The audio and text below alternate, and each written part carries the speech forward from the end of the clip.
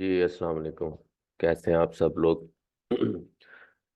हम वेट करेंगे बाकी स्टूडेंट्स के लिए और एज यूजुअल हम स्टार्ट करेंगे अपनी क्लास को टाइम पे और पढ़ेंगे।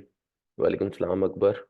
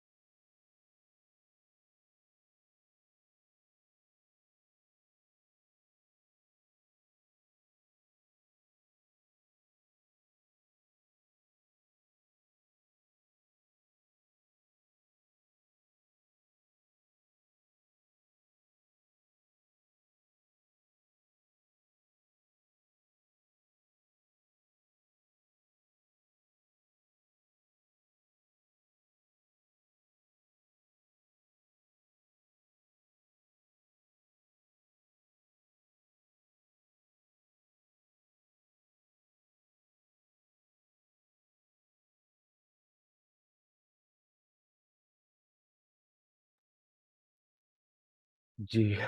तो जिन लोगों ने ज्वाइन करना था, देखो उन्होंने कर लिया है। हम अपने नेक्स्ट टॉपिक की तरफ मूव करेंगे। कल हमने डीआर देखा था, आज हम डीए को देखने की कोशिश करेंगे, डीए के ऊपर काम करने की कोशिश करेंगे और उसकी तरफ मूव करेंगे। ठीक है।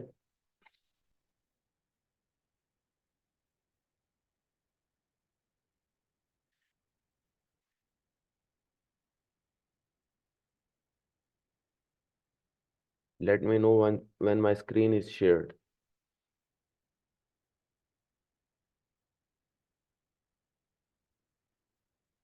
मेरी स्क्रीन शेयर हो गई है।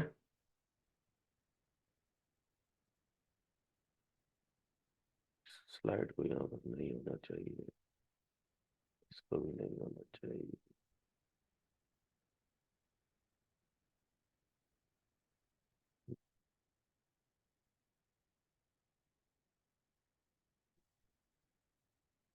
ओके। तो हमने कल डीआर को देखा, अथॉरिटी को समझा। मैं उन चीज़ों को दोबारा रिपीट नहीं करूंगा क्योंकि हम ऑलरेडी इस चीज़ से अब आगे आ चुके हैं। बार बार वेबसाइट अथॉरिटी को एक्सप्लेन करना और ये सब करना, हमने 2 लेक्चर्स में इसको देख लिया है। मैं डायरेक्टली डीए से शुरू करूंगा और अब आपको समझाने की कोशिश करूंगा कि डीए जो है वो किस तरह से कैलकुलेट होता है और डीए जो है वो डीआर से किस तरह डिफरेंट है। कैलकुलेट करने की बात वही आ जाएगी फिर कि डीए जो है वो मुख्तलिफ है डीआर से। ठीक है। डीए जो है वो क्या है, मुख्तलिफ है किससे, डीआर से। लेकिन लेकिन रिप्रेजेंट एक ही चीज को कर रहा है और वो क्या है, वेबसाइट अथॉरिटी। डीए डीआर का मतलब है डोमेन रेटिंग, डीए का मतलब है डोमेन अथॉरिटी। ठीक है। अच्छा, अब इन दोनों में फर्क क्या है। ठीक है। सबसे पहले हम ये देख लेते हैं। यहां पर मैं क्या लिख रहा हूं। ठीक है। Is calculated by evaluating multiple factors, multiple factor से इवेल्युएट किया जाता है, including linking root domains and total number of links into a single DA score. तो कल जब मैंने एक वेबसाइट बनाई थी और उसके अंदर मैंने इस चीज को देखा था और इसके अंदर मैंने इस चीज को समझने की कोशिश की थी। ठीक है। कि ये जो हमारे पास ये वाला लिंक है, ये आ रहा है, ये कैसे आ रहा है, रूट डोमेन क्या होती है, रेफरिंग डोमेन क्या होती है। इन सब चीज़ों को जब मैंने एक्सप्लेन करा, इन सब चीज़ों को जब मैंने देखा, इन सब चीज़ों को जब मैंने समझा, तो मुझे इस बात की समझ आ गई कि डीआर के बढ़ाने के लिए, डीआर को कैलकुलेट करने के लिए मुझे अपने नंबर ऑफ रूट डोमेन्स या यूनिक डोमेन्स या रेफरिंग डोमेन्स जो है इनको बढ़ाना होगा।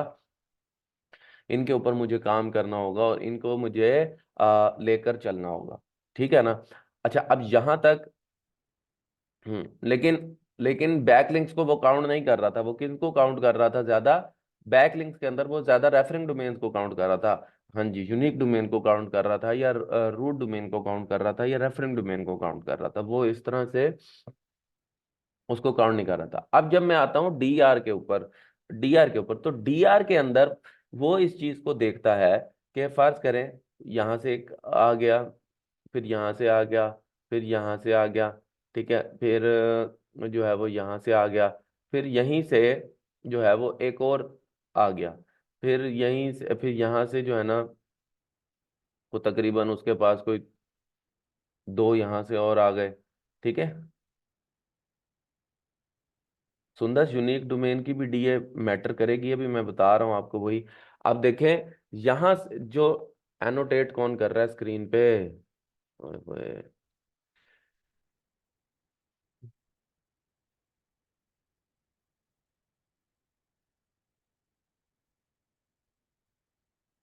1 मिनट में ये जरा सेटिंग कर दूं।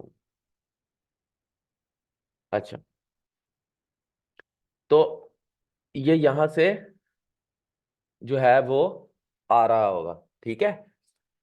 अब डीए जो है जब वो कैलकुलेट होता है तो वो नंबर ऑफ ना सिर्फ नंबर ऑफ रूट डोमेन्स देखता है, बल्कि इस चीज का भी ख्याल करता है, इस चीज को भी समझता है, इस चीज को भी अपने पास रखता है कि जितनी नंबर ऑफ रूट डोमेन्स है प्लस उनसे कितने बैकलिंक आ रहे हैं, वो इस चीज को भी देखता है। जितनी नंबर ऑफ रूट डोमेन है, जितनी नंबर ऑफ रूट डोमेन है, क्लियर होगी बात, और जितने उनसे बैकलिंक्स आ रहे हैं, समझ आ रही है या नहीं। डीआर क्या करता था, रूट डोमेन्स प्लस उन रूट डोमेन्स को जिन रूट डोमेन्स से या यूनिक डोमेन से लिंक आ रहा होता था, यूनिक डोमेन्स प्लस उन यूनिक डोमेन, तो वो डीआर का उसको अपने उसमें डालता था और 0 से 100 तक हमें कोई ना कोई डीआर दे देता था। अच्छा, अब डीए क्या करता है, डीए ये करता है कि वो देखता है कि कितनी रूट डोमेन्स है और हर रूट डोमेन जो है वो कितना बैकलिंक दे रही है, हाउ मेनी बैकलिंक्स, यही बात मैं यहां पर जो है वो मेंशन कर रहा हूं। By evaluating multiple factors including linking root domains and total number of links into a single DA score, कि कितने नंबर ऑफ लिंक्स हैं जो कि आ रहे हैं रूट डोमेन से, पहली बात। दूसरी बात ये यहां पर, हाँ जी, दूसरी बात ये कि यहाँ पर ये जो ये मल्टीपल फैक्टर्स है ना, और इसी तरह पिछली उसके अंदर भी यहाँ पर लिखा हुआ था कि हम बहुत सारे कोडिंग मैजिक या मल्टीपल फैक्टर्स को बीच में डालते हैं। इसका क्या मतलब है, ये वो इंग्रेडिएंट्स हैं जो इन कंपनीज ने अपने पास अपने एल्गोरिदम के सीक्रेट रखे हुए हैं, क्योंकि अगर ये हर चीज बता देंगे तो फिर वो एल्गोरिदम की वैल्यू क्या रही, लोग क्यों पे करेंगे उसको समझने के लिए। तो जो इंफॉर्मेशन हमारे पास अवेलेबल है, जो इंफॉर्मेशन हमारे पास अवेलेबल है, सॉरी अवेलेबल है, उस इंफॉर्मेशन को, ठीक है, उस इंफॉर्मेशन को, उस इंफॉर्मेशन को कैलकुलेट करके हम एक अंदाजा लगा लेते हैं कि हमारा डीए और डीआर कैसे कैलकुलेट हो रहा है। यहां तक बात समझ आ गई, अगर यहां तक समझ आ गई है तो मैं आगे चलूंगा।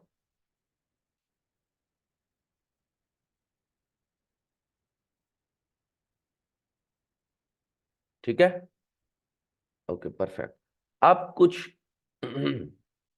अब कुछ बात करनी है मुझे आपसे, कि पहले मुझे एक दफा जरा रिपीट कर दें कि डीए हो, डीआर हो या एएस हो, ठीक है, डीए हो या डीआर हो, सुंदर प्लीज अगेन माइनर सी, मुझे समझ नहीं आई सुंदर क्या कह रही हैं आप।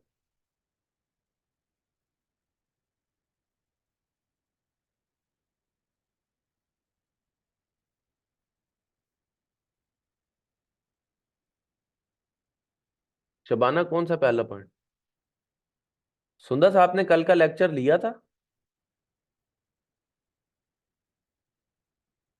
अगर आपने कल का लेक्चर लिया तो फिर इसमें इसके अंदर, इसके अंदर क्या कंफ्यूजन है। एक, अगर आपने कल का लेक्चर लिया था तो मैंने अभी तो डिफरेंशिएट किया है। शबाना अभी मैंने वो पढ़ाया ही नहीं है, मैंने आपको बताया है कि मैंने अभी वो बताना है, सब्र करें, मैंने अभी ये नीचे वाले पॉइंट्स भी नहीं पढ़ाए, अभी तो मैंने ये वाली 2 लाइंस भी एक्सप्लेन करनी है, सब्र करें, मुझे पता है। सुंदर, डीआर के अंदर, डीआर के अंदर जब वो डीआर को कैलकुलेट करता है तो नंबर ऑफ यूनिक डोमेन्स देखता है जो लिंक कर रही है इस वेबसाइट से, और फिर इन यूनिक डोमेन्स की, यूनिक डोमेन्स को देखता है कि इनको कौन कौन सी यूनिक डोमेन्स जो है ना वो लिंक दे रही हैं। नंबर ऑफ बैकलिंक्स नहीं देखता, यूनिक डोमेन्स देखता है। जबकि जो डीए है उसके अंदर, उसके अंदर वो नंबर ऑफ बैकलिंक्स देखता है प्लस जो यूनिक डोमेन्स है वो देखता है, यानी इन यूनिक डोमेन से जो नंबर ऑफ बैकलिंक्स आ रहे हैं उनको भी देखता है। डीआर के अंदर वो यूनिक डोमेन्स और फिर उन यूनिक डोमेन से आने वाली लिंक्स के अंदर यूनिक डोमेन्स को भी देखता है। समझ आ गए फर्क, ठीक है, यहां तक बात क्लियर हो गई, यहां तक बात समझ आ गई, ओके। अच्छा, अब अब जब हमने ये देख लिया कि हमें हमारा डीआर कैसे कैलकुलेट हो रहा है, हमने देख लिया हमारा डीए कैसे कैलकुलेट हो रहा है, अच्छा, अब आप कुछ लोग ये कह रहे हैं सर आपने अथॉरिटी स्कोर की वो नहीं बनाई। मैं अभी उसका जवाब देता हूँ। टीचर को पता होता है कि उसने क्या पढ़ाया है और उसको उसने किस किस बात की जवाब देना है। आपको डीए और डीआर पढ़ाने का एक मकसद है। अब इसका मतलब ये है, मेरे साथ आ, आप लोगों ने थोड़ा सा जुड़ के रहना है आज के लेक्चर के अंदर, मतलब जरा गौर से सुनना है, जुड़े तो आप होते ही हैं। चलें, इस पॉइंट को ना मैं जरा नेक्स्ट स्लाइड के ऊपर इसके ऊपर लेके आता हूँ, ठीक है। सबसे पहले मैं इन दो चीजों को अब आप लोगों के सामने जरा एक्सप्लेन करता हूँ कि ये मैंने क्या लिखा हुआ है कि वेबसाइट अथॉरिटीज है रिलेटिव मैट्रिक्स। रिलेटिविटी से अब मुझे एक दफा बता दें कि डीआरडीए की समझ आ गई है कि वो कैसे कैलकुलेट हो रहे हैं, क्योंकि ये बहुत इंपॉर्टेंट है।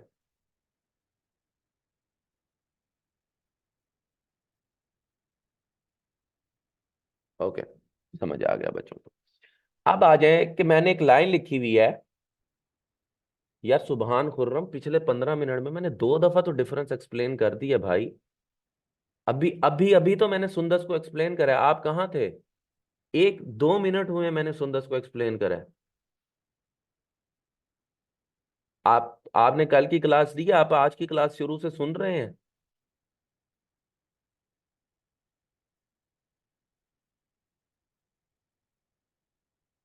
आपने तो सुबहान, इसमें फिर बाकी क्लास का तो कसूर नहीं होता ना यार, इस तरह देखें।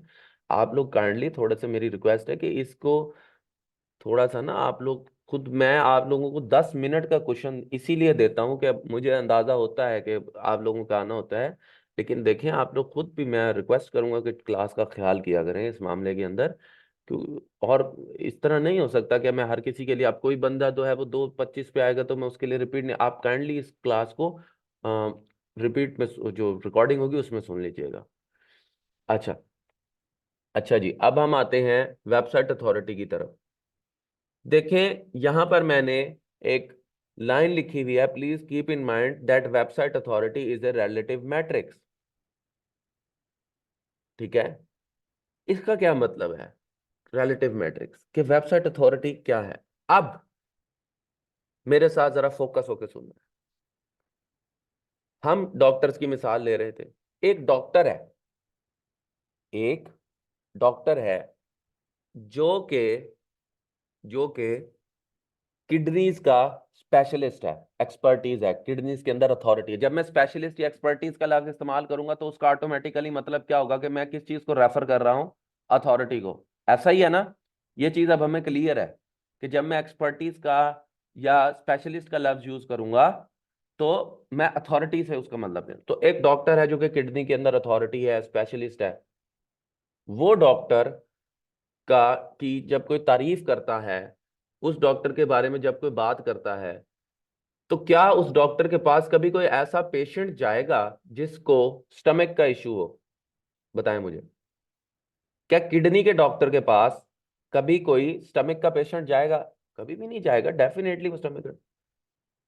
इसका मतलब ये हुआ कि अगर एक किडनी का डॉक्टर जो है, अगर वो किसी किडनी के अंदर एक्सपर्ट कंसीडर होता है या अथॉरिटी कंसीडर होता है या स्पेशलिस्ट कंसीडर होता है, तो उसका मुवाजना किडनी के ही बाकी डॉक्टर से किया जा रहा है।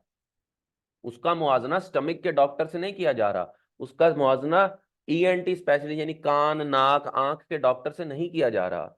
उसका मुवाजना लिवर के डॉक्टर से नहीं किया जा रहा। उसका मुवाजना सिर्फ किससे किया जा रहा है? किडनी, क्योंकि वो किडनी के अंदर स्पेशलिस्ट है, उसकी अथॉरिटी किडनी के अंदर समझी जाएगी। ऐसा है या नहीं? ऐसा है या नहीं? ऐसा तो नहीं है ना कि उसको पकड़ के पूरी दुनिया के डॉक्टर्स के साथ कंपेयर कर दिया जाएगा। क्या उसको पूरी दुनिया के डॉक्टर्स के साथ? उसको पूरी दुनिया के किडनी के डॉक्टर्स के साथ कंपेयर किया जाएगा। उस यानी रिलेटिव फील्ड के अंदर जो है वो उसको कंपेयर किया जाएगा। ऐसा है? तो उसकी जो अथॉरिटी है, उसकी जो अथॉरिटी है, उसकी डॉक्टरेट की, उसकी स्पेशलाइजेशन की, उसकी जो अथॉरिटी बनती है वो किस चीज में बनती है? किडनी में। तो उसकी अथॉरिटी या उसकी स्पेशलाइजेशन जो है वो किडनी के डॉक्टर्स के अंदर ही मानी जाएगी कि वो पहले नंबर पे किडनी के डॉक्टर्स में पहले नंबर पे है। पूरी दुनिया के डॉक्टर्स के अंदर उसको नहीं किया जाएगा, रिलेटिविटी लाई जाएगी कि भाई इसको बस यही बात मैं यहां पर लिख रहा हूं कि please keep in mind that website authority is a relative matrix. अगर आपकी वेबसाइट, लेट्स से आपकी वेबसाइट जो है वो हेडफोन्स के ऊपर है, तो आपकी वेबसाइट की अथॉरिटी पूरी दुनिया के अंदर मौजूद वेबसाइट, जो हेडफोन्स की वेबसाइट्स हैं या टेक्नोलॉजी की वेबसाइट्स हैं, उन्हीं के अंदर से बनेगी। यह नहीं होगा कि आपकी वेबसाइट का मुकाबला न्यूयॉर्क टाइम्स से है, आपकी वेबसाइट का मुकाबला दूसरी वेबसाइट से है जो कि आपकी निश की नहीं है, या जिन्होंने आपकी निश का, या आपकी वेबसाइट का मुकाबला हेल्थ से है। ऐसा नहीं होगा। यही बात यहां पर लिखा हुआ है, please keep in mind that website authority is a relative matrix. एक रिलेटिव मैट्रिक्स है आपकी, यानी आपका मुकाबला आपकी निश में मौजूद लोगों से ही है, आपका मुकाबला पूरी दुनिया में मौजूद वेबसाइट से नहीं है। ठीक है, ये बाद में बता रहा हूं कि योर डोमेन रेटिंग या authority is good if it's higher और comparable to other similar sites. कि आपकी जो डोमेन अथॉरिटी जो है या डोमेन रेटिंग जो है या वेबसाइट अथॉरिटी जो है, ये कैलकुलेट ही ऐसे होती है कि आपकी वेबसाइट को देखा जाता है आपकी बाकियों की उससे। ठीक है, आपकी वेबसाइट को देखा जाता है रिलेटिव वेबसाइट से, तो ये एक रिलेटिव मैट्रिक्स है। ये बात क्लियर हो गई, पूरी दुनिया से नहीं है। परफेक्ट हो। ये चले, ये दो लाइंस रहती थी, ये मैंने क्लियर कर दी है कि वेबसाइट अथॉरिटी जो है वो रिलेटिव मैट्रिक्स कैसे है। ठीक है, अच्छा, अब आप आ जाएं। सर ये लाइन यहां पर लिखी हुई है, अब आ जाएं। देखिए मैंने आपको बताया कि डीए जो है वो अलग तरीके से कैलकुलेट हो रहा है, डीआर अलग तरीके से कैलकुलेट हो रहा है, रिप्रेजेंट एक ही चीज कर रहे हैं। अब जो डीए है ना वो कैलकुलेट तो अलग तरीके से हो रहा है, लेकिन डीए बेसिकली प्रिडिक्ट कर रहा होता है। प्रिडिक्शन होती है ना, जैसे भाई आप अभी खोलें वेदर प्रिडिक्शन, आपको कल का वेदर बता देगा, परसों का वेदर बता, प्रिडिक्ट करना होता है कि ये हो सकता है, प्रिडिक्शन होती है। इसी तरह डीए जो है बेसिकली एक प्रिडिक्शन, डीए जो यहां पर रिप्रेजेंट हो रहा होता है, यानी मैं इसको अगर यहां पर ओपन करूं, ठीक है,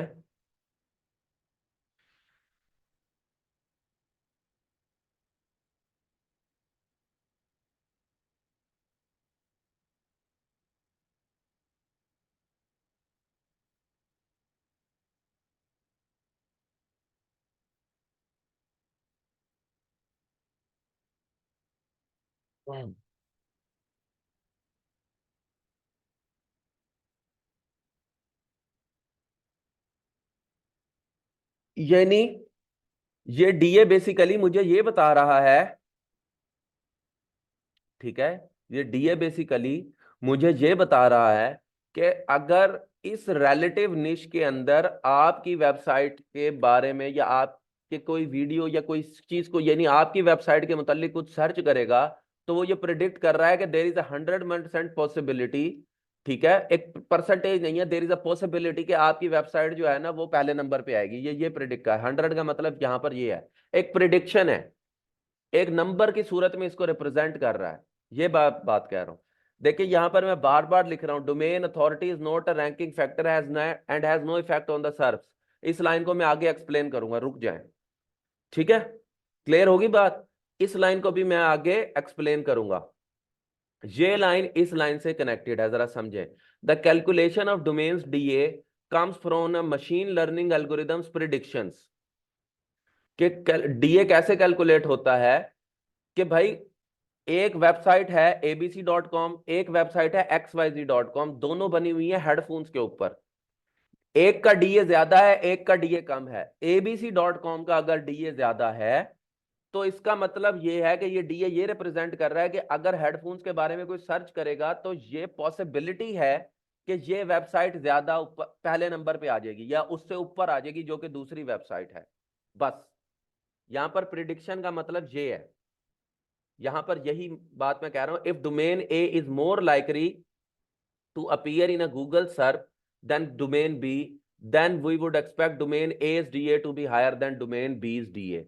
यानी जिसका डीए हायर होगा तो डीए ये रिप्रेजेंट कर रहा होगा, तो डीए ये रिप्रेजेंट कर रहा होगा कि चांस है कि आपकी वेबसाइट हेडफोन्स के मुतालिक सर्च होने पर बी से ऊपर आ जाएगी।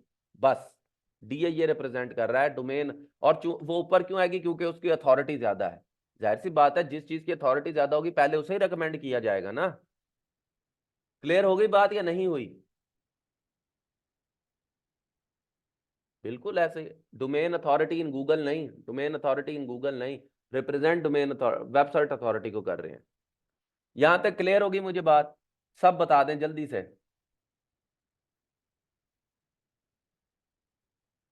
हाँ जी, अगर आपकी अथॉरिटी 100 है, आपकी वेबसाइट है headphones.com और उसकी अथॉरिटी 100 है, तो इसका मतलब ये है कि there is a strong possibility. अगर आपकी अथॉरिटी 65 है, 8। देखें मिर्जा, मैं आपको इस तरह से समझाता हूं एक बात। डीए क्या रिप्रेजेंट कर रहा है मैं आपको यहां पर समझाने की कोशिश करता हूं।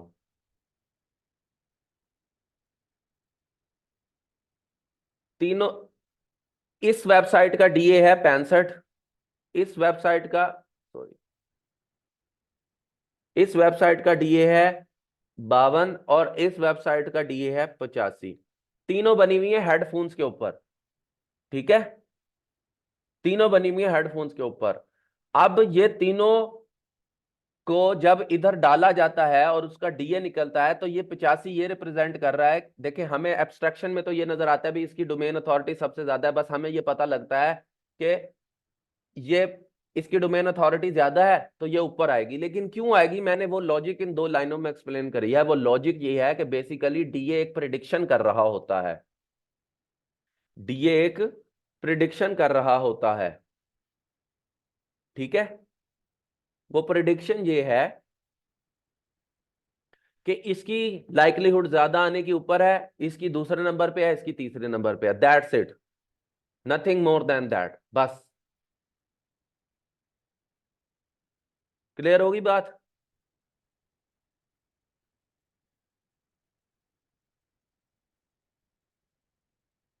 Okay, perfect. अब आप आ जाएं, ये सारी बात हो गई, मैंने आपको अथॉरिटी पढ़ा दी, सब कुछ बता दिया, सब कुछ करवा दिया।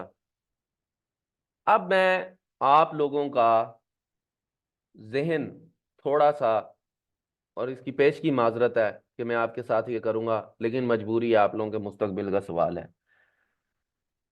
ठीक है जी। आपने देखा कि ये इतने बड़े बड़े टूल्स हैं, ये कैलकुलेट करके दे रहे हैं आपकी वेबसाइट अथॉरिटी आपको। आप इस वेबसाइट अथॉरिटी को यूज कर रहे हैं, यूटिलाइज कर रहे हैं अपने सर्च सर्च के अंदर ये वो।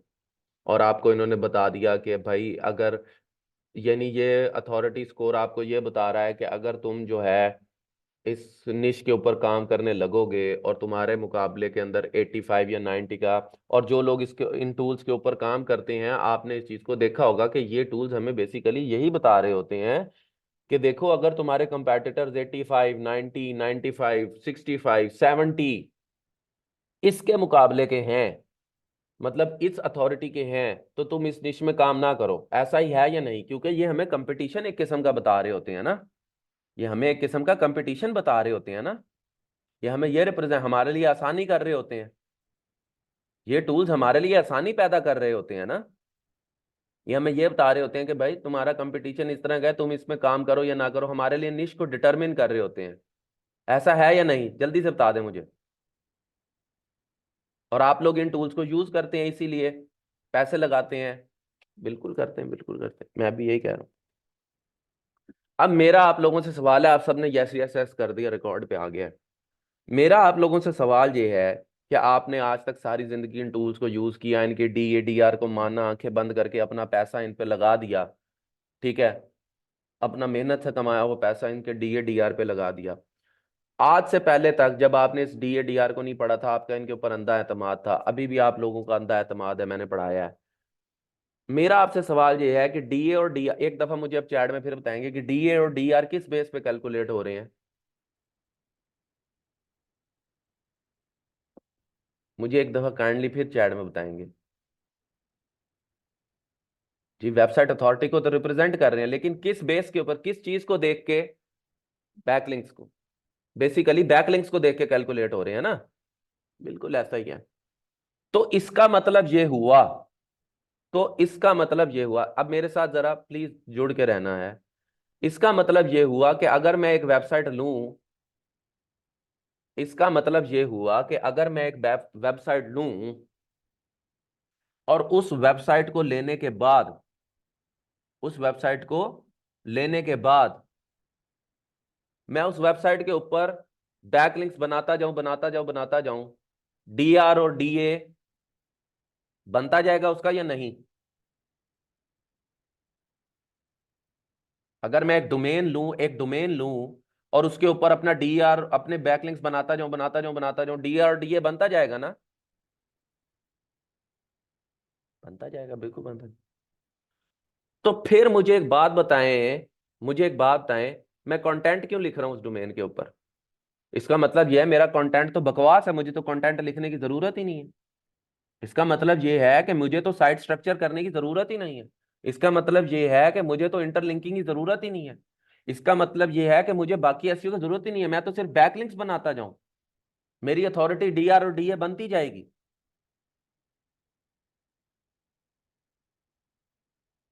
जुबैर भाई, आप कितनी गलत बात कर रहे हैं। कंटेंट कंटेन्स बैकलिंक्स, भाई आप जब किसी को लिंक दे रहे होते हैं तब आपके कंटेंट में लिंक होता है, आपकी डोमेन का बैकलिंक किसी और के कंटेंट में होता है।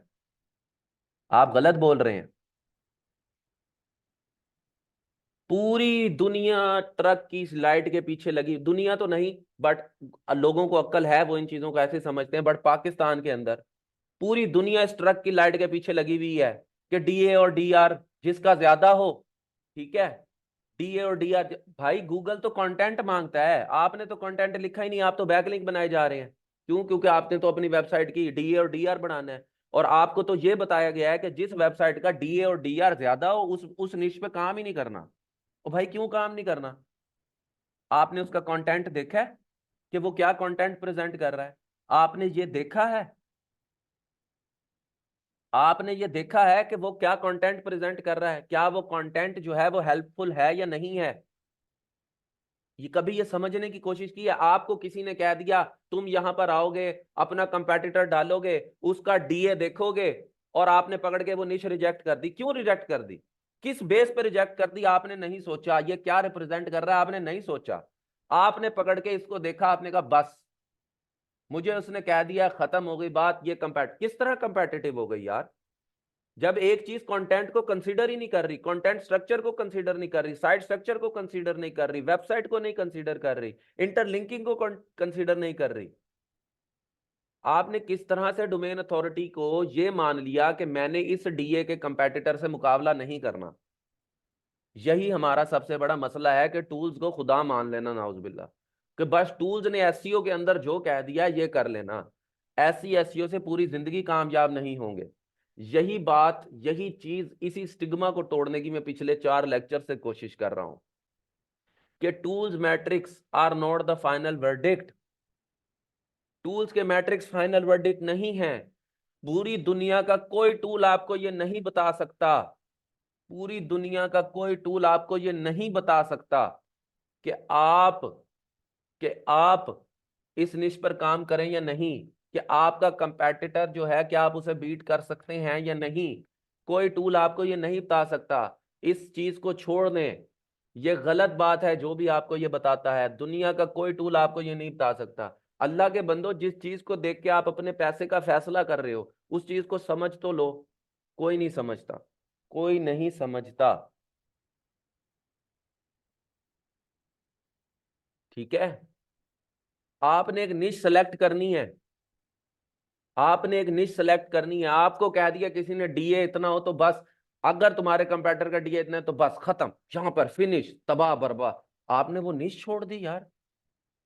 आपने एक निश को इधर डाला, आपको एक टूल ने कह दिया यहां पर एक नंबर लिखा है, आपने उस बेस पे वो निश छोड़ दी। क्यों छोड़ दी? गलत है, गलत है, गलत है, गलत है। निशीज ऐसे नहीं देखी जाती, निशीज इन टूल्स की बेस पे नहीं सेलेक्ट की जाती।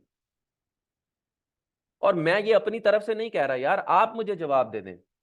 ये टूल्स ने अपनी वेबसाइट्स के ऊपर डाला हुआ है कि वो लोग ये कैलकुलेट कैसे कर रहे हैं। कहीं पर कंटेंट का जिक्र है कि वो कंटेंट पढ़ रहे हैं, कंटेंट समझ रहे हैं? कहीं पर जिक्र है? तो फिर कंटेंट इज किंग कहां गया? ये अथॉरिटी कैसे बना के दे सकता है आपको? आपने इसको अथॉरिटी कैसे मान लिया?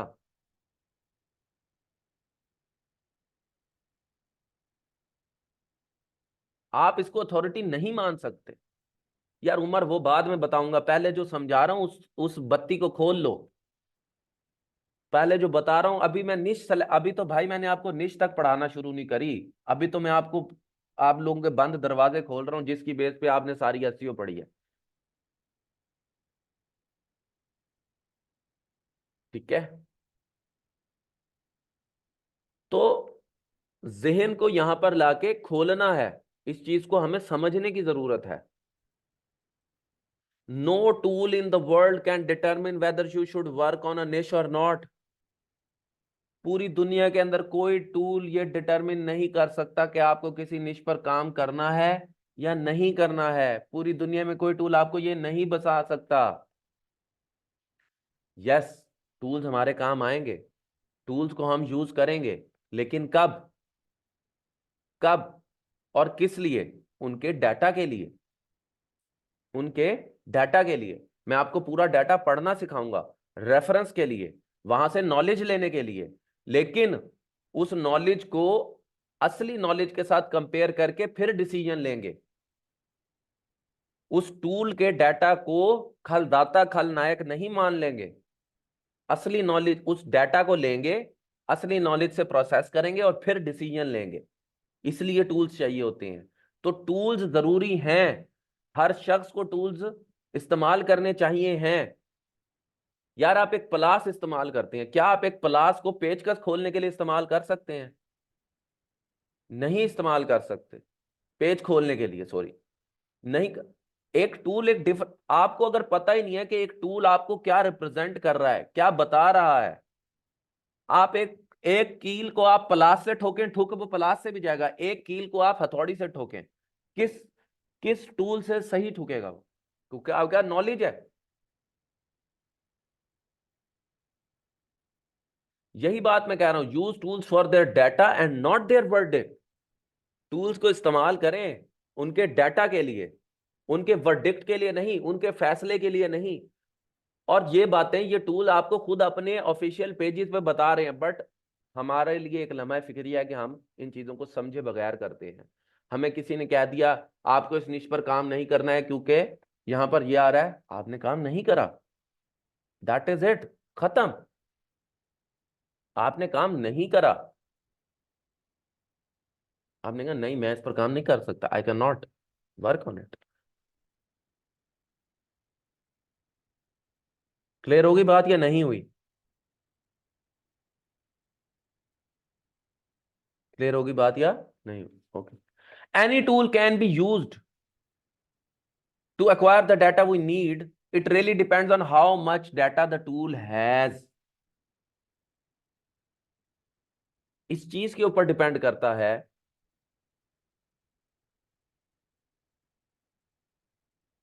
कि उस टूल के पास कितना डाटा है।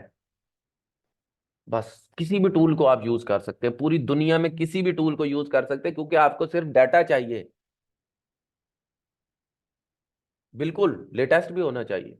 सैमरश है, एचआरएफ है, आप इनको यूज करें। तो अब दिमाग की थोड़ी सी लाइट खुली है। आपको एक शख्स ने कहा, आप यहां आए, आप सैमरश पे गए। अब अभी तो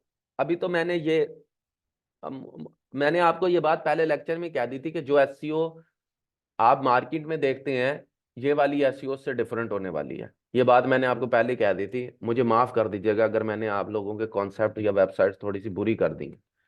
ठीक है, अब ये देखें। अब यहां पर अगर मैं यहां पर एक लिखता हूं निश बेस्ट हेडफोन्स, मैं सर्च करता, ओह सॉरी ये तो डोमेन ओवरव्यू है। आप एक निश देख रहे हैं, ठीक है। यहां पर मैं आप लिख आपकी आप यूजुअली सच सच बताइएगा, यूजुअली यूजुअली जब आप लोग, अभी तो मैं आप लोगों के बहुत सारे कॉन्सेप्ट्स खराब करने वाला हूं, जब आप यहां से निकलेंगे इंशाल्लाह मेरे अल्लाह के हुक्म से, तो आप लोगों को पता होगा कि you have clear advantage on the people doing SEO out there. और अभी मैं कंप्लीट एसईओ आप लोगों को करवा भी नहीं सकूंगा, मैं सिर्फ एफिलिएट के मॉड्यूल के लिहाज से जो चीज़ें, चंद चीज़ें मैं प्रेजेंट कर सकूंगा वो करूंगा आप लोगों के सामने। कंप्लीट एसईओ तो खैर बहुत बढ़िया, वेबसाइट ऑडिट्स हैं, टेक्निकल एसईओ के बहुत सारे एस्पेक्ट्स हैं जो कि मैं नहीं करवा सकूंगा। लेकिन मैं पूरी कोशिश करूंगा कि मैं एफिलिएट के लिहाज से आपको सब कुछ करवा दूं। तो मैंने यहाँ पर ये सर्च करा, आप मुझे अपने दिल पे हाथ रख के बताइएगा जो लोग काम करते हैं, कि जब आप इस तरह कोई कीवर्ड लिखते हैं और आपके सामने ये कीवर्ड डिफिकल्टी आ जाती है कि आप उस निश को ड्रॉप कर देते हैं नहीं, क्योंकि आपको यहाँ पर ये नजर आ रहा होता है इतना अथॉरिटी स्कोर, मैं इसके ऊपर कैसे काम करूंगा। ड्रॉप कर देते हैं ना, सच्ची बताइएगा। बस इस बात को जहन में रखिएगा। आज के बाद से आप कभी आज के बाद से आप कभी निशिस के मामले में तंग नहीं होंगे, क्योंकि आपको निश को समझाया ही नहीं गया, आपको बताया ही नहीं गया निश का, आपको ये बताया ही नहीं गया कि कीवर्ड डिफिकल्टी जो है वो एक रिलेटिव मैट्रिक्स है और कीवर्ड डिफिकल्टी को किस तरह से देखना है। बस आप वॉल्यूम और डिफिकल्टी, इन दोनों चीजों से निकल आएंगे। आप इन इन आप इस डाटा को पढ़ना सीख जाएंगे इंशाल्लाह ताला। आप इस पूरे डाटा को पढ़ेंगे और ये डाटा आपसे बोल रहा होगा। जब मैं एक पेज को खोलता हूं ना, तो आपने देखा होगा मैं कितनी जल्दी जल्दी एक पेज ऊपर नीचे करके आपको एक चीज बता देता हूं। किस तरह बता देता हूं, किस तरह। अभी आप वो पेज देख रहे हैं, आपको गुस्सा आता होगा कि सर ये क्या कर रहे हैं, सर को कैसे समझ। आप भी इस तरह करेंगे, आपको इस पेज के ऊपर से एक एक चीज नजर आएगी, आप एक सेकंड में उससे चीजें समझ लेंगे। ठीक है। अथॉरिटी स्कोर ये लिखा नहीं हुआ, पेज अथॉरिटी स्कोर 56, 60, 50, 39, ये लिखा तो हुआ है।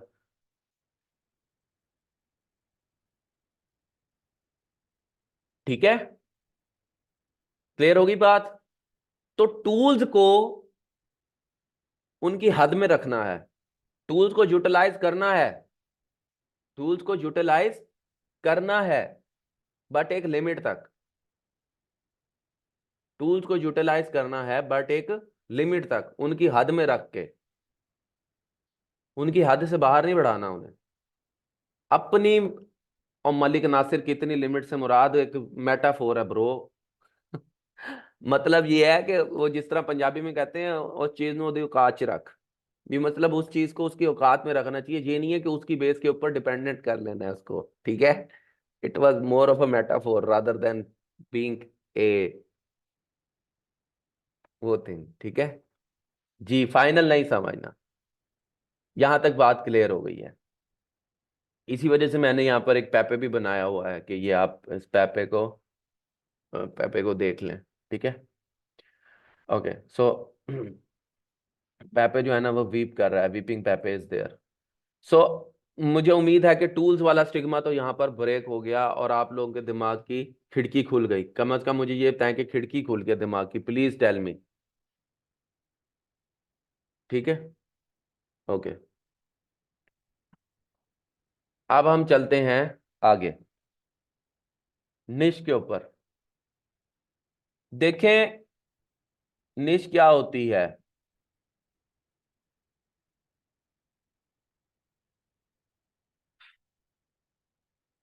पूरी दुनिया के अंदर, ये मैंने आपको यहां पर ये बता दिया था, आप लोगों को ये समझ थी, और बीच में ब्रेक लेके मैंने आपको एक ये छोटा सा डी टूर दिया 4 लेक्चर्स का, कि जब आप निश की तरफ आ रहे हैं, निश को समझना चाह रहे हैं, तो अब थोड़ा सा रुक जाएं।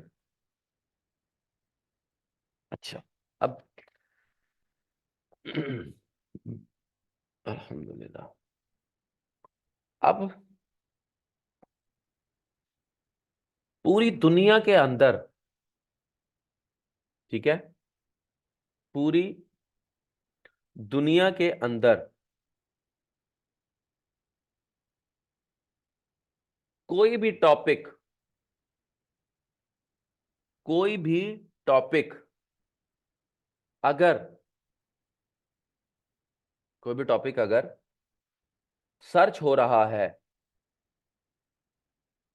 कोई भी टॉपिक अगर सर्च हो रहा है, और जो टॉपिक सर्च किया जा रहा है, अच्छा, जो अगले अल्फाज है ना उनको जरा गौर से सुनना है। अगर वो जो टॉपिक जो है वो सर्च किया जा रहा है, अगर उस टॉपिक का अगर उस टॉपिक का वॉल्यूम मौजूद है, सर्च वॉल्यूम मौजूद है, तो वो एक निश हो सकती है। अगर उस टॉपिक का, ये निश के मुकाबले में कह रहा हूं वॉल्यूम, निश के लिए कह रहा हूं वॉल्यूम, निश के लिए, ठीक है, नॉट फॉर द कीवर्ड्स। अच्छा, और मैंने आपको ये बात समझाई थी कि एक हेड कीवर्ड क्या होता है, ये बताया था ना मैंने कि हेड कीवर्ड क्या होता है या सीड कीवर्ड क्या होता है।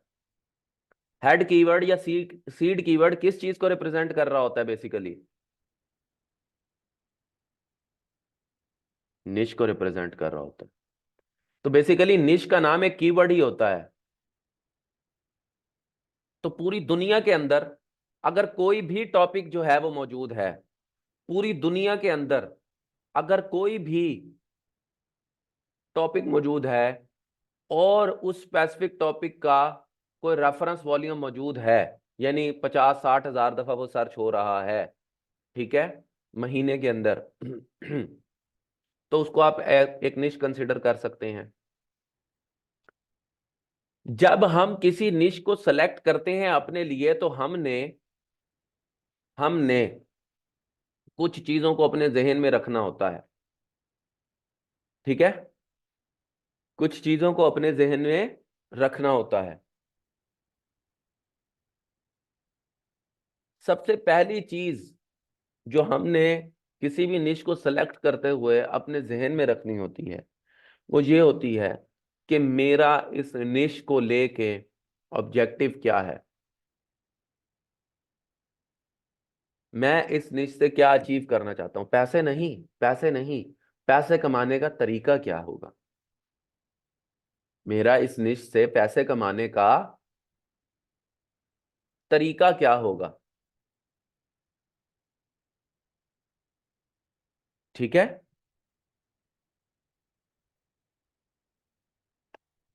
इस चीज को जहन में रखना है, क्योंकि देखें मैं चीज को आपको यहां पर थोड़ा सा, उसके बाद हम थोड़ी सी इस चीज की प्रैक्टिस करेंगे कि हम निशेज लेंगे और फिर उनको इन चारों में से किसी एक के अंदर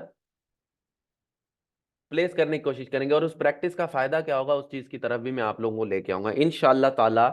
इंशाल्लाह ताला आप लोगों को पूरी दुनिया में सिर्फ निशेज ही निशेज नजर आएंगी। आप लोगों के पास ये नॉलेज है, आपको डायरेक्शन नहीं है, मैं सिर्फ वो डायरेक्शन दूंगा। You guys are so intelligent, अल्हम्दुलिल्लाह, you guys are so intelligent, you guys have the knowledge, you just don't know how to look at it, and I will just show you the direction, and उसके बाद आप लोग को देखें, आप लोगों को खुद ही अपने पोटेंशियल का अंदाजा होगा। सबसे पहली चीज जो हम किसी भी निश को जहन में रखने के, वो कि गोल क्या है या ऑब्जेक्टिव क्या है। सो गोल या ऑब्जेक्टिव से क्या मुराद है? देखिए, मैं एक निश सेलेक्ट मैंने करनी है, एफिलिएट मार्केटिंग है, लेकिन मैं निश सेलेक्ट कर लेता हूं जिसमें सिर्फ थ्योरी है, जो कि सिर्फ थ्योरी है, पढ़नी, मतलब वो सिर्फ ब्लॉगिंग की निश है, ठीक है। आप उसमें किस तरह प्रोडक्ट प्रमोट करेंगे? ऑल्दो आप ब्लॉगिंग के प्रोडक्ट्स के अंदर, ब्लॉगिंग के उसके अंदर कोई ना कोई प्रोडक्ट होता है, हम इस चीज का ख्याल करते हैं, लेकिन आप एक इनिशियली अपना जहन तो बनाते हैं ना, यार मुझे इस तरह का कुछ देखना है कि जिसके अंदर प्रोडक्ट्स जरा महंगे हों, देखने वाले हों, यानी मैं बेचूं तो प्रॉफिट इस तरह से भी बने और ब्लॉगिंग यानी एड से भी बने, दोनों तरीकों से बने, ऐसा आप सोचेंगे ना। तो आपका एक ऑब्जेक्टिव होना चाहिए, आपका एक गोल होना चाहिए जो कि सेट होगा before starting to search for a niche. ये नहीं कि चलो यार शुरू करते हैं, जो मिल गई देख लेंगे। एक जहन होता है, जहन के अंदर, इज द निश ओवर सैचुरेटेड, क्या निश ओवर सैचुरेटेड है या नहीं है। इस कॉन्सेप्ट को एक्सप्लेन करने से पहले मैं आपको दो टर्मिनोलॉजीज जो कि आगे के टॉपिक की हैं और बहुत आगे के टॉपिक की हैं, एटलीस्ट 1.5 महीने के आगे के टॉपिक की हैं, उसको राबिया हसनैन सिलेक्ट सब कुछ कर सकते हैं, लेकिन मैंने आपको बताया ना कि मैं आपको कंप्लीट एसईओ नहीं करवा सकता। It's huge and enormous thing with lots and lots and lots and lots and lots of topics. I can not cover each and everything, I have to teach you guys on certain thing. मतलब मैं आपको 20 से 25%, 30%, लेकिन ये मेरी guarantee है कि जो पढ़ा रहा हूँ इस कोर्स को, जी जी वो आपको माशाल्लाह आपके टीचर करवा रहे होंगे, आप बिल्कुल उनसे करें, आई एम नॉट सेइंग, बहुत अच्छे टीचर हैं आपके, लेकिन हर टीचर के पढ़ाने का अंदाज, हर टीचर के नॉलेज देने का अंदाज, हर टीचर का नॉलेज डिफरेंट होता है। सो वो मेरे से बहुत अच्छे होंगे, उनका नॉलेज मेरे से बहुत अच्छा होगा, लेकिन जो मैं पढ़ा रहा हूँ मैं उसका आपको बता रहा हूँ कि ये सही भी है और एफिलिएट के लिहाज से कंप्लीट भी होगा, ये प्रॉमिस है मेरा। ठीक है, सही भी होगा और एफिलिएट के लिहाज से कंप्लीट भी होगा। ठीक है। सो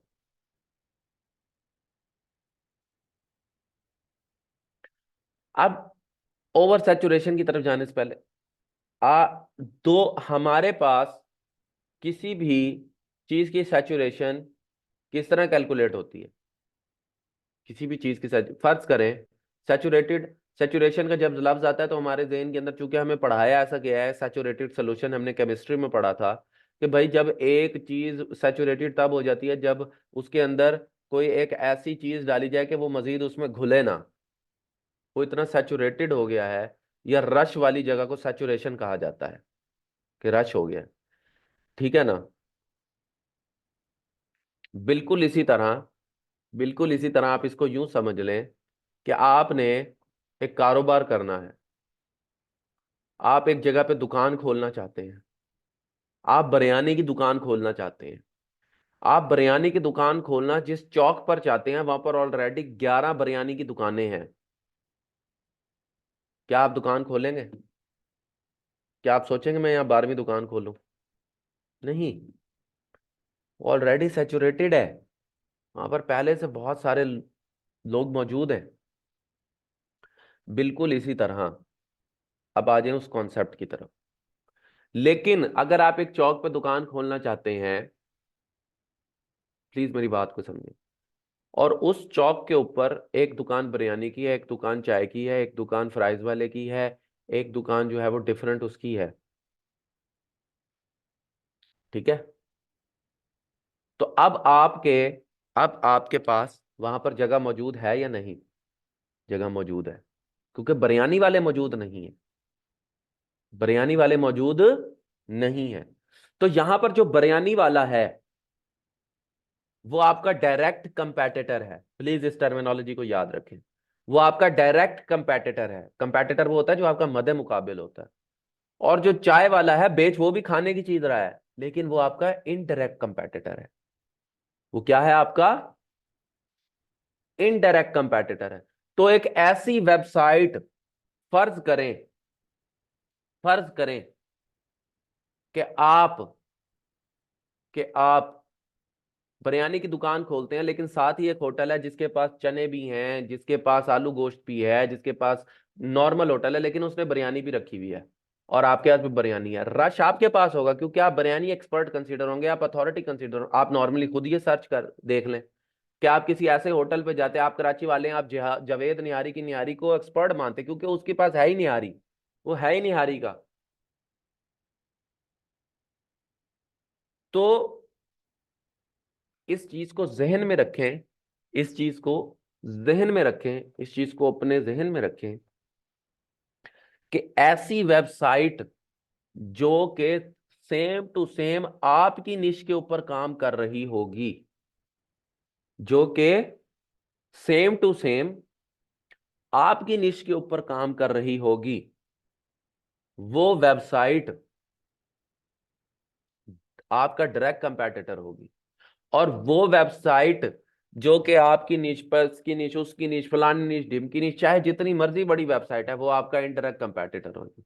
तो जो सैचुरेशन कैलकुलेट होती है ना, जो सैचुरेशन कैलकुलेट होती है वो डायरेक्ट कंपैटिटर्स की बेस पे होती है कि डायरेक्ट कंपैटिटर कितना है इस निश के अंदर। क्यों? क्योंकि इनडायरेक्ट तो हमेशा से मौजूद रहेगा। क्यों? क्योंकि गूगल ने कुछ ना कुछ तो दिखाना ही है ना। सैचुरेशन इस बात पे कैलकुलेट करेंगे आप लोग कि आपका डायरेक्ट कंपैटिटर कितना है। अब जहां पर सवाल ये पैदा होता है कि सर कितना कंपैटिटर सैचुरेटेड हो जाता है। भाई एक कंपेटिटर हो तो सैचुरेशन हो जाएगी, दो हो तो सैचुरेट, कोई लिमिट होनी चाहिए ना, कोई अंदाजा होना चाहिए हमें। देखिए इसका कोई हार्ड एंड फास्ट नंबर नहीं है, इसका कोई हार्ड एंड फास्ट नंबर नहीं है। लेकिन मैं ये समझता हूं कि अगर तीन से यानी 4 से 5 लोग डायरेक्ट कंपेटिटर देखें, किसी भी निश के अंदर एक या दो डायरेक्ट कंपेटिटर होना अच्छी बात होती है, वो निश की प्रॉफिटेबिलिटी शो कर रहा होता है। क्योंकि अगर कोई उसके ऊपर ऑलरेडी काम कर रहा है तो उस डायरेक्ट कंपेटिटर को देख के हमें आइडिया हो जाता है प्रॉफिटेबिलिटी का, उसकी ट्रैफिक को देख के। पहली बात। दूसरी बात यह कि उस डायरेक्ट कंपेटिटर के होने का सबसे बड़ा एडवांटेज ये है कि हम उसको नोट करते हैं, उसकी वेबसाइट को ऑडिट करते हैं, उसे उसका कंपेटिटर एनालिसिस करते हैं। और अगर वो कामयाब वेबसाइट होती है तो उस वेबसाइट से अच्छी चीजें अडॉप्ट कर लेते हैं। वो मैं पढ़ना सिखाऊंगा कि उसको कैसे देखना और कैसे नहीं देखना। आपको एक बना बनाया रोड मैप मिल जाता है, आपको खुद की मेहनत करने की जरूरत नहीं होती। इतनी ज्यादा मेहनत मेहनत करनी पड़ती है, बट इतनी ज्यादा मेहनत कि हर चीज खुद से समझ के करना, एक्सपेरिमेंट करना, ये नहीं चल रहा वो नहीं चल रहा, जो चीज चल रही है उसको डुप्लीकेट कर लो। उसका कंटेंट नहीं कह रहा, उसका साइट स्ट्रक्चर, उसका नेविगेशनल स्ट्रक्चर, उसकी यूआई यूएक्स, उसको देख के आप अपने जहन से कुछ बना लें। कॉपी पेस्ट करने का नहीं कह रहा, खुदा का वास्ता ये मत समझ जाना, आइडिया लेने का कह रहा। क्लियर होगी बात?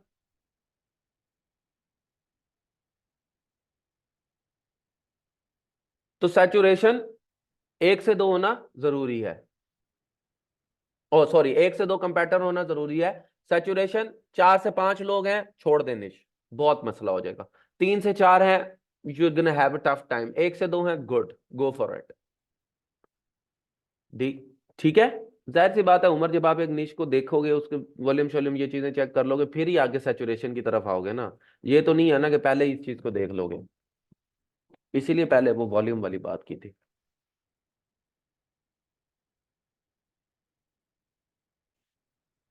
ठीक है। अच्छा, अब एक 15 मिनट का ब्रेक ले लो यार, मैं भी 15 मिनट का ब्रेक ले लूँ, और उसके बाद जो है ना जरा फिर आगे की तरफ करते हैं। डन है। Thank you.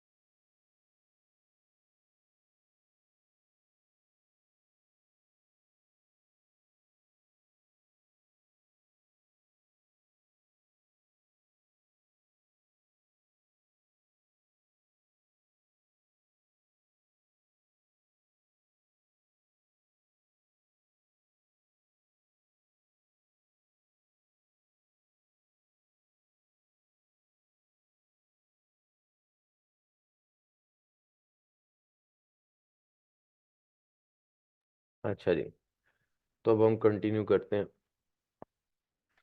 Okay, so are there problems to solve in that niche? Now this thing can be a bit tricky to understand and actually explain.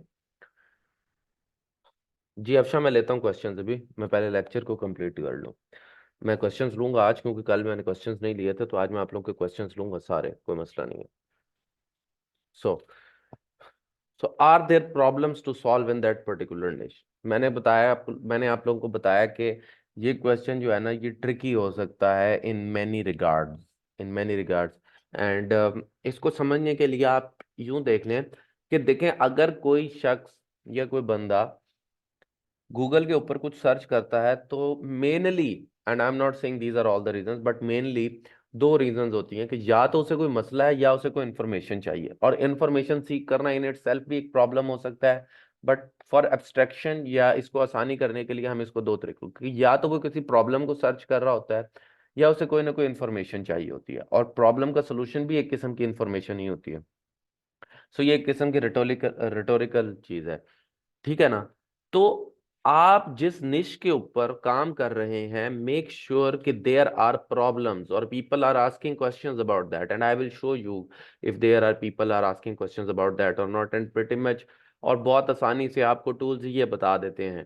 So you need to actually figure out, क्यों? क्योंकि Google इस चीज को बड़ा पसंद करता है कि किसी शख्स को कोई प्रॉब्लम पेश आई है, किसी चीज को, किसी बंदे को कोई इशू आया है, और वो उसका सोल्यूशन उसको दे दे। बिकॉज ये चीज इन टर्न गूगल की ऑथेंटिसिटी एक्सक्यूज मी ऑथेंटिसिटी को उस उस बंदे की नजर में बढ़ाता है, ठीक है।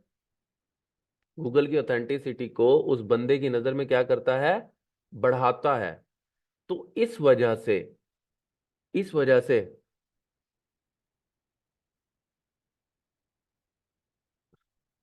शायस्ता, मैं ई कॉमर्स की बात ही नहीं कर रहा ना, मैंने तो ई कॉमर्स, मैं आपको ई कॉमर्स नहीं पढ़ा रहा शायस्ता। प्लीज इस चीज को समझने की कोशिश करें। और क्लोथिंग की नीश हमेशा जो है वो ई कॉमर्स की होती है। जी जी शाइस्ता, उस वो ई कॉमर्स है, वो ई कॉमर्स है।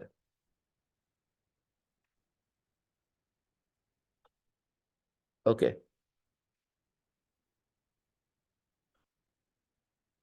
अच्छा।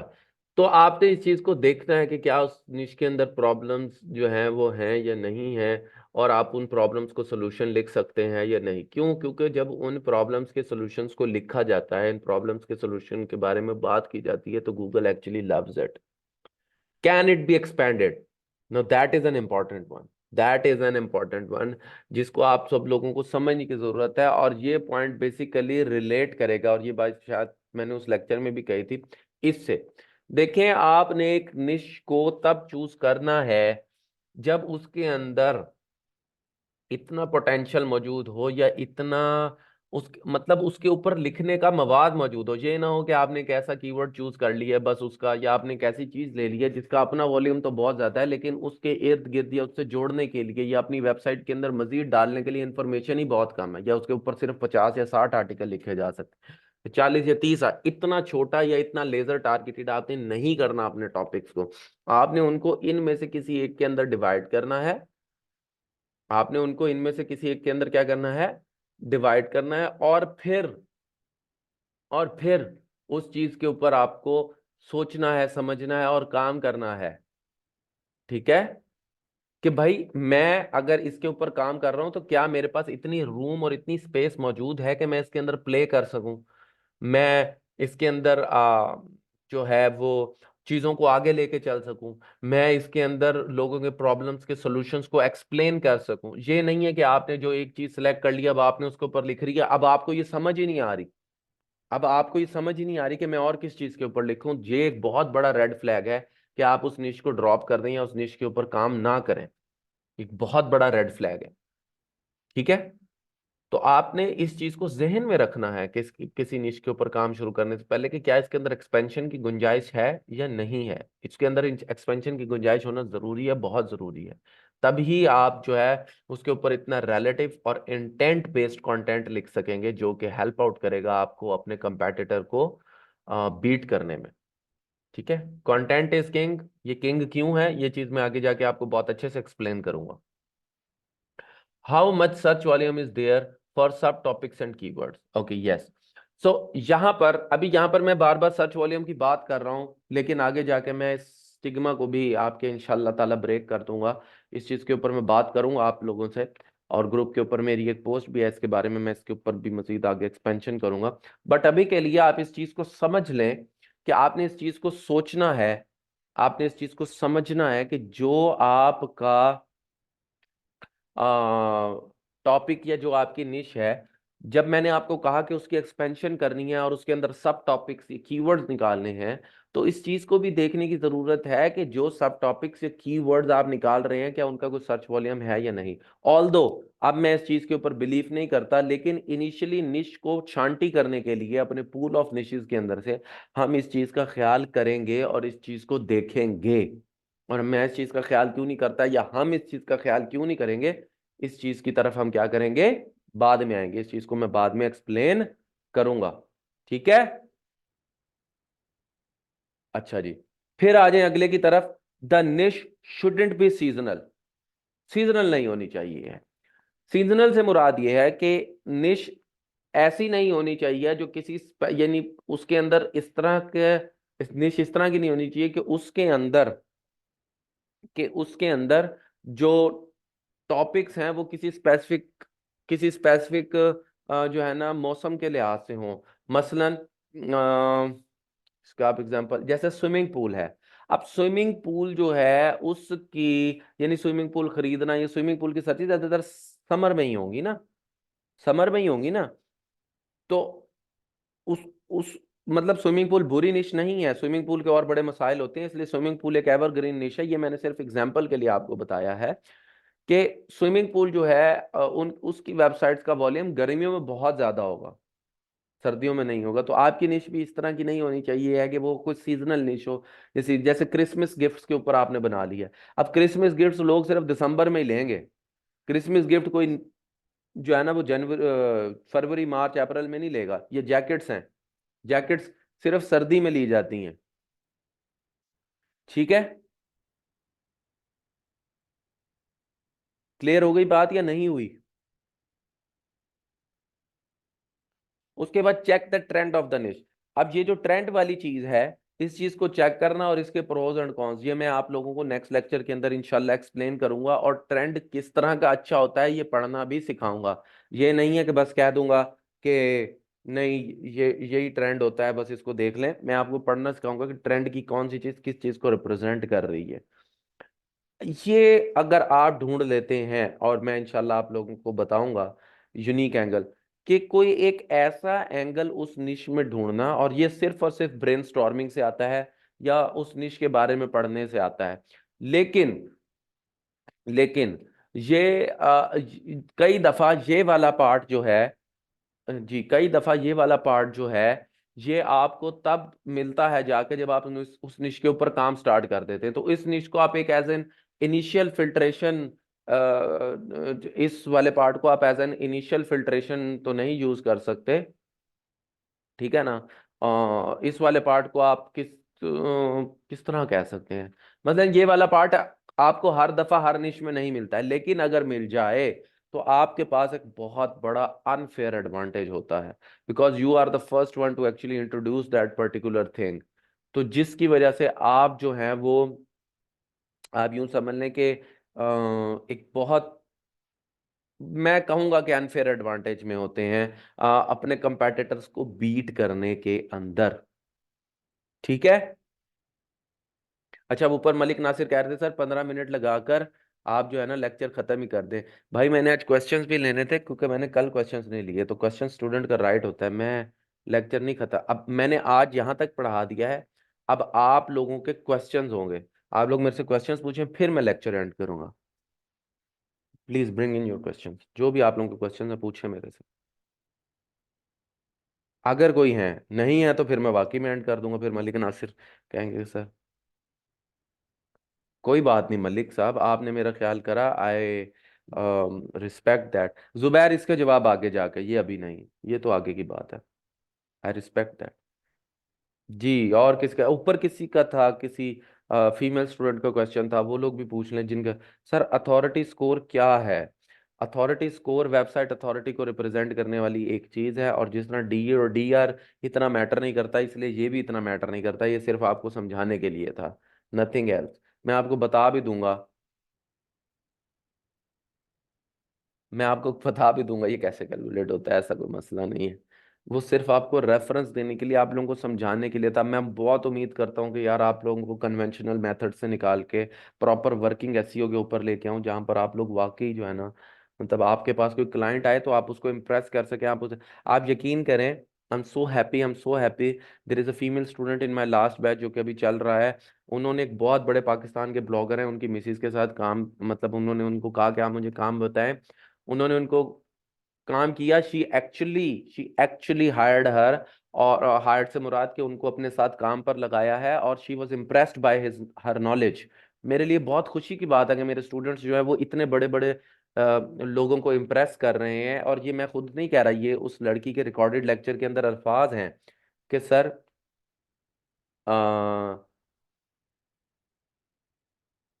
मोहम्मद उमर, निच रिसर्च को आगे की तरफ देखेंगे। सर मेरा वही क्वेश्चन था कि निच ट्रेंडिंग को चेक करके आप सिलेक्ट करनी चाहिए, क्योंकि उसका आपने बता दिया, thank you. Okay Afsha. People do stocks trading, but 90 and most of them lose because they don't know even basics of trading. Mohammad Umar, trading is much more about trading is more about psychology, and definitely इसको आपको सीख के करना चाहिए। और निश के बारे में, इसको किस तरह सर्च करना है या नहीं करना है, इसके ऊपर हम बात करेंगे आगे जाके। मैं आपको समझ गया हूँ sir. What actually matters when I search best headphone, it only shows website which is high DA and those are almost same related तो भाई जाहिद शमीम, मैं अभी बताऊंगा ना, आप लोग निश के क्वेश्चंस ना करें, यहाँ तक जो पढ़ाया है उसके कर लें, अगर नहीं है तो कोई मसला नहीं है।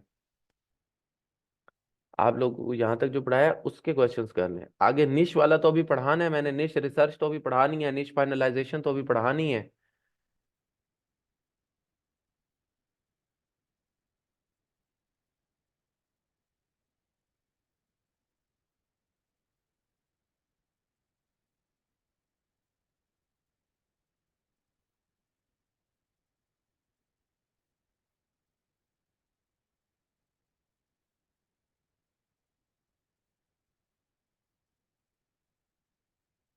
सर अगर हैं कौन कौन सी टूल की जरूरत, हमें कौन कौन सी, आपको सैमरश मेनली इसी की जरूरत पड़ेगी। सर एक क्वेश्चन है आउट ऑफ द, सर हमारे दोस्त हैं वो गेस्ट पोस्टिंग करते हैं, मोस्ट सैमरश और टेरा टूल का मतलब क्या कर रहा था उसके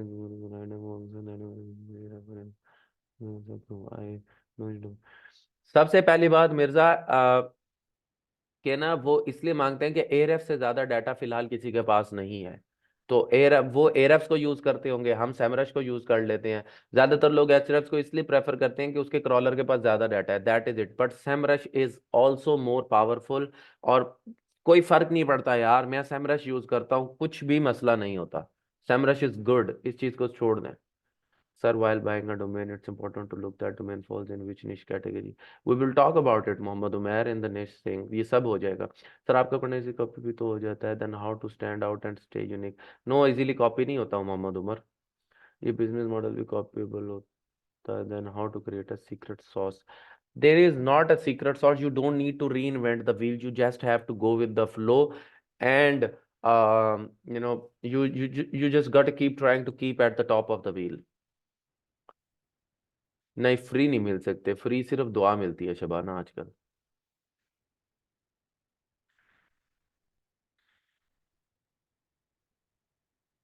जी, किसी और का कोई क्वेश्चन है? देखिए सुंदर, ये चीजें आगे जाके बताऊंगा ना, अभी कैसे बता दूं, निश अभी पढ़ा ही नहीं है तो। अभी तो आप लोगों को सिर्फ कोशिश की है। देखें आप लोग, मुझे उम्मीद ऐसी निश रिसर्च आपने पढ़ी है अब तक के, निश का पहले बताया फिर उसके बाद ये बताया, मैंने आपको पहले ही कहा था। आपने ऐसी निश रिसर्च नहीं पढ़ी होगी, 20 मिनट वाली निश रिसर्च यहाँ नहीं होने वाली।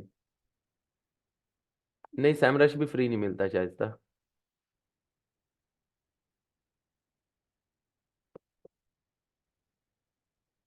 बहुत शुक्रिया। जी, किसी और का कोई क्वेश्चन है? जी इंशाल्लाह। मिर्जा आप हो जाएंगे तकरीबन कोर्स के एंड तक इस काबिल। शुक्रिया उमर। अगर किसी और का कोई क्वेश्चन नहीं है, शाइस्ता, वो लिमिटेड फीचर्स होते हैं, आपको परचेज करने पड़ेंगे कहीं ना कहीं से टूल्स। बहुत शुक्रिया Abdul Wahab, this means a lot to me, thank you so much, I am humbled.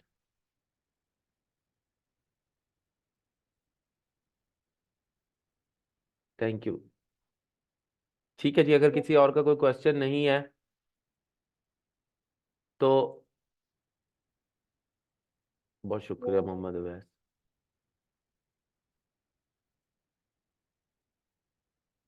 मैं किसी टूल वाले को रेकमेंड नहीं करता क्योंकि ये सब एक जैसे होते हैं, कभी आप कभी डाउन। तो आपकी मर्जी है, जिस मर्जी से ले लें। Thank you so much, thank you so much, I am humbled for this.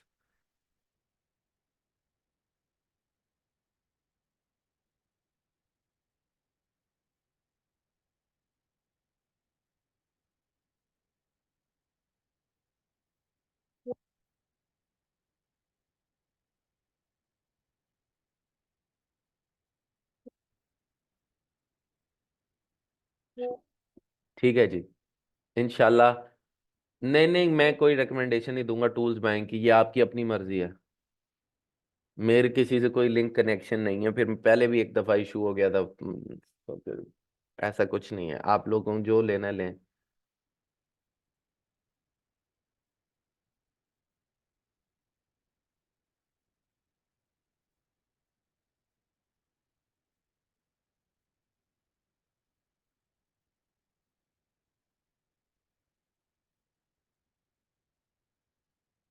ठीक है जी, इंशाल्लाह कल मिलते हैं। जी इंशाल्लाह मोहम्मद उमर, कोशिश करूंगा।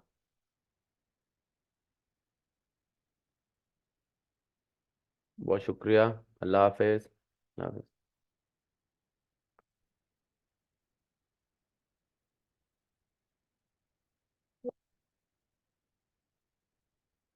बट जैसे ही कोर्स एंड हो गया सर भी गायब। मैंने ग्रुप दिया आसिफ, उसके अंदर आता रहूंगा। दूसरी बात यह है कि देखें, आप ना टीचर को भी थोड़ा सा इस तरह से समझा करें। आप समेत मेरे तकरीबन 1000+ स्टूडेंट्स हैं, मैंने सबको सपोर्ट देनी होती है, सबको। सुंदर, मैं सबकी रिक्वेस्ट को अप्रूव कर रहा हूँ, ग्रुप के अंदर आपकी रिक्वेस्ट आई होगी तो वो अप्रूव हो गई होगी। ठीक है। सर समीर ने आज तक रिप्लाई नहीं किया, देखें मैं कोशिश करूंगा कि मैं करूं, आप सर समीर की उनको समझें। और और मैं क्या कह सकता हूँ। मैंने लिंक दिया था ग्रुप का, आप लोगों ने पता नहीं ज्वाइन किया है कि नहीं। कर लें, आपकी मर्जी है, मत सपोर्ट।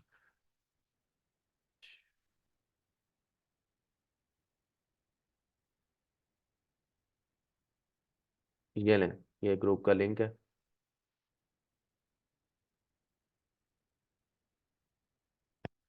ठीक है जी, अपना ख्याल करें आप सब लोग, अल्लाह हाफिज।